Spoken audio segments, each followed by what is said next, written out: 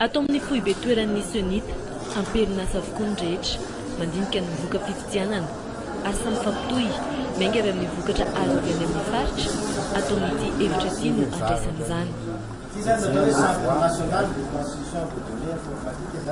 Izay misy ny fikirakorana ny ireo vokatra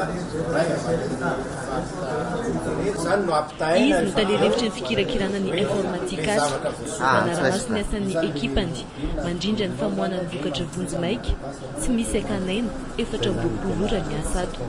Ny olona nandatsa bato sy ny vato manakery.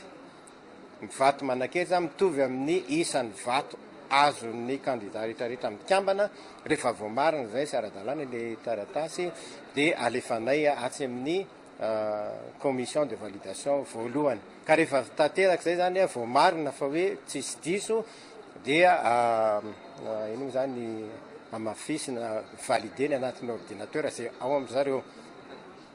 Izy moa zany tsy de hoe elaela fa hitanareo any ny fanamarinana tsy maintsy atao. Fa ny anay zany ato zavatra feno, zavatra tsisy erreur zany miditra anatin'ny solosaina. Efitrano voahazo, tsy azo ivezivezen'ny olon-drehetra, saribady ny asa tao ato mandritra ny 10 andro. Azo lazaina fa mitsitaitaka zany lohatreto ny fahatongavan'izay vokatra avy any amin'ny faritra izay sy ny famoahana ny vokatra vonjimaika atao anatin'ity efitrano ity no andraisana izay vokatra avy any amin'ny faritra izay ato ihany koa no andinian'ny Sonita izay vokatra izay ka amoahan'izy ireo ny vokatra vonjimaika. Ny Sonita izay mampanantenana mitsitaitaka azy ny fahatongavany vokatra fa tsy maintsy hivoaka afaka 10 andro ny vokatra vonjimaika.